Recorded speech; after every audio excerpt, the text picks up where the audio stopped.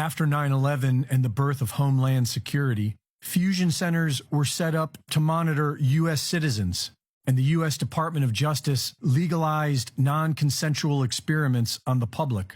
These fusion centers employ civilians to target individuals and harass them, intimidate them, vandalize their property, and interfere with their day-to-day life.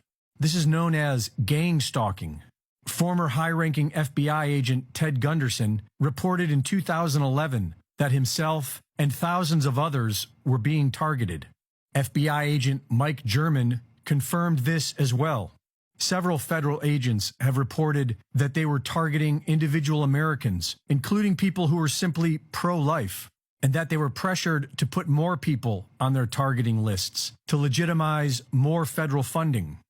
These Homeland Security fusion centers are able to put any American citizen on the terrorist watch list without any reason or due process. In 2012, NSA whistleblower William Binney reported that the feds are conducting comprehensive surveillance on nearly every U.S. citizen and targeting whomever they please. In 2014, Glenn Greenwald exposed the methods used to target individuals, such as hacking into people's social media accounts, posing as that person, and contacting their friends and coworkers.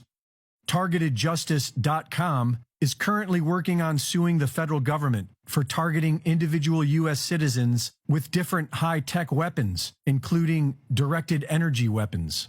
The Havana Syndrome, when diplomats in Cuba were attacked with directed energy weapons, was not an isolated event. There are thousands of individuals who claim to be under this same sort of attack, and they have the scars to prove it. As far back as 1976, the technology to remotely alter brainwaves has existed, including voice-to-skull technology that allows the government to directly transmit voices into people's brains. As bad as all this is, it is likely to get much worse.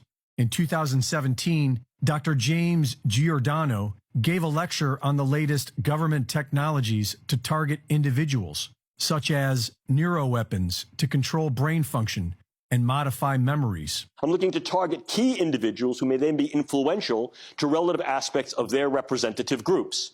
I can affect individuals' brain functions in a variety of different ways, both positively and negatively, by engaging or disengaging nodes and networks of the brain that therefore affect their cognitions, emotions, and ultimately their behaviors. Something my colleague Jamie Canton likes to play with an awful lot is the idea of specialized neural operations. And here, once again, we're talking about the use of either drugs and or devices to modify the integrity of brain function that we realize can also modify individuals' perception of time and space. We talked earlier about how these may be used in interrogation scenarios, and this too may be used against key individuals to be able to modify their perception of time, their perception of what occurred and what did not, memory modification, etc.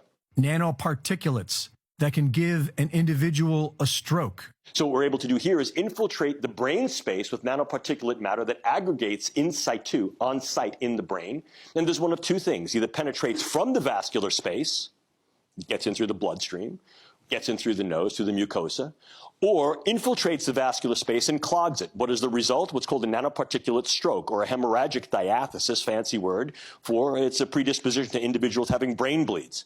He explains how they can make people sick with an undetectable illness to make them go crazy. What I'm doing is I'm using a dispersion methodology to be able to infect sentinel cases with a highly morbid condition. These individuals complain. Again, this is a central nervous system condition. So they're complaining of whatever the bug may do. It'll produce some cascade of neurological and neuropsychiatric signs and symptoms. What I've now done is I've got every individual who is diagnostically hypochondriacal, and I've got every individual who's the worried well flooding the public health system, banging on the door.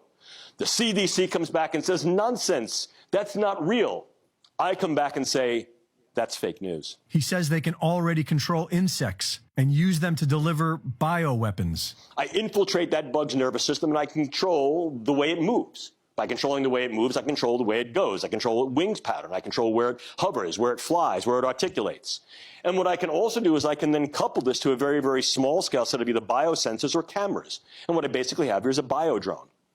I can go one step further, and I can also impregnate that individual organism, with a very small-scale weaponizable delivery mode. In other words, if I'm using a very, very small-scale bioweapon, such as a very potent organotoxin, or the delivery of a very small level of microbes that we know can either replicate and infect, or is genetically modified to have a very, very high morbidity effect, I can then utilize this not only as a reconnaissance drone, but also as an infiltrative weaponizable drone that can then deliver some payload. Reporting for InfoWars,